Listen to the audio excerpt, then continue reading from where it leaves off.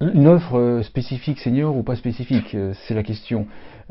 Effectivement, lorsque je suis rentré sur la silver economy, le marché des seniors, à l'époque ça s'appelait uniquement marché des seniors et marché du grand âge, il y a une vingtaine d'années, beaucoup d'acteurs disaient qu'il fallait cibler les seniors directement, entre guillemets, il fallait cibler les seniors soit par leur âge, soit par leur identité de senior. Et c'est comme ça qu'on a eu la banque des seniors, qu'on a eu des sites comme Senior Planet qui ont ciblé directement les seniors. Et il y a eu beaucoup d'échecs. Et donc, la recommandation en 2006, à partir de 2006, ça a été au contraire qu'il ne faut plus cibler les seniors directement, c'est trop stigmatisant. Et on est passé d'un extrême à l'autre. C'est-à-dire, en fait, vous avez deux visions qui s'affrontent, qui sont deux visions extrémistes et qui sont tous les deux fausses si c'est appliqué de manière littérale. D'un côté, il faut cibler les seniors directement, et de l'autre, il faut cibler les seniors, pas du tout cibler les seniors par leur identité, pas les stigmatiser, au contraire, il faut parler du bénéfice et être assez vague. Eh bien, il y a des réussites dans les deux cas de figure, et des échecs dans les deux cas de figure. Par exemple, si on fait un produit B2B2C, c'est en fait si par exemple tu développes des activités des assurances, par exemple des assurances obsèques, et que les assurances, tu veux les revendre à d'autres assureurs qui vont les commercialiser auprès du public, là effectivement, tu peux faire ce qui avait été fait au début des années 2000, la banque des seniors, ou l'assurance des seniors, pour montrer à tes confrères du secteur bancaire, du secteur d'assurance, que tu es le spécialiste des seniors.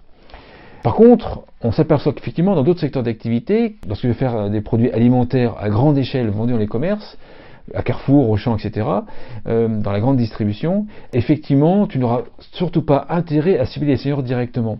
Je ne peux pas vraiment répondre à ta question dans les détails sur le pourquoi dans cette vidéo qui est courte, mais par exemple, il faut savoir qu'il y a environ 30% des seniors qui acceptent d'être ciblés directement par leur âge. Ces 30% sont essentiellement les plus âgés, les CSP- et les personnes qui habitent en milieu rural. Tous les autres, en milieu urbain, ont une plus grosse tendance à refuser d'être stigmatisés, à refuser d'être ciblés directement par leur âge ou directement par leur identité de senior. Bien évidemment, il y a des contre-exemples.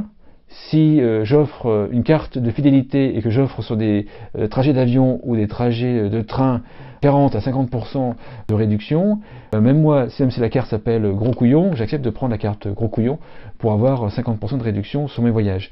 Donc là, il y a des circonstances, il y a des exceptions à ce que je dis. Ensuite, il y a des cas de figure où c'est intéressant de cibler les seniors directement si tu veux que ton produit croisse très rapidement et sans trop d'efforts budgétaires, et si tu cibles un marché qui est relativement réduit.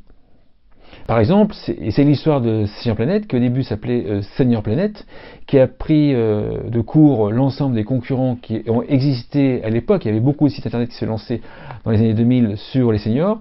Senior Planet s'est lancé, a réussi à se développer très fortement, parce qu'effectivement il y a une levée de fonds juste avant l'éclatement de la bulle, mais il y a aussi une raison, c'est que le mot senior était dans le nom du site internet, et donc tous les seniors qui étaient intéressés par une activité, par trouver l'information sur les seniors, ont su qu'il y avait un site pour les seniors et sont allés sur ce site en question. Et donc le site a fait environ 1 million de visites.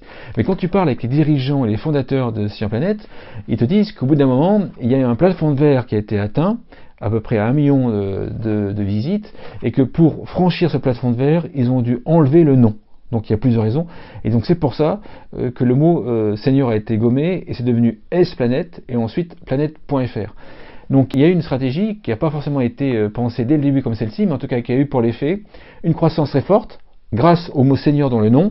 Ensuite, on enlève le mot senior de façon à pouvoir progresser.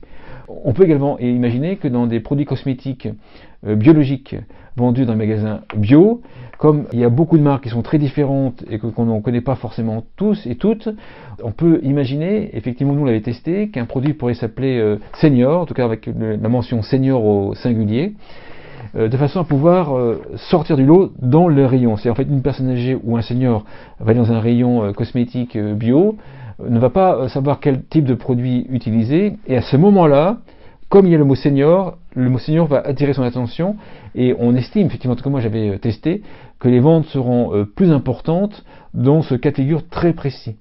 Mais bien évidemment, je ne conseille pas cette façon de faire, même s'il y a Bion Senior, ce complément alimentaire, je ne conseille pas de le faire en grande surface si on veut des gros volumes, parce que là vous allez devoir cibler des CSP+, généralement, qui ont les moyens d'acheter des produits, des cosmétiques biologiques. Et c'est justement cette clientèle, c'est justement ce type de senior qui refuse le plus d'être appelé senior. Donc tu vois, en fait, c'est ni bien ni mal, c'est ni blanc ni noir. À chaque fois que je te conseille, à chaque fois que tu entends un consultant ou une personne dans des débats sur la silver economy qui te dit il ne faut jamais cibler les seniors, moi je pense qu'il faut que tu fuis parce que cette personne a une vision idéologique du marché et risque de te planter si justement toi, ton intérêt c'est de cibler plus ou moins directement les seniors. Et entre les deux stratégies, ne cibler directement les seniors et ne pas cibler les seniors, il y a tout un éventail de solutions et tu peux ajuster très précisément. Tu peux cibler l'identité, la capacité, une circonstance, un environnement, des valeurs, un comportement. Bref, il y a plusieurs manières de cibler les seniors, plus ou moins précisément, plus ou moins directement. Voilà ce que je peux répondre à ta question. Faut-il cibler ou pas les seniors directement ?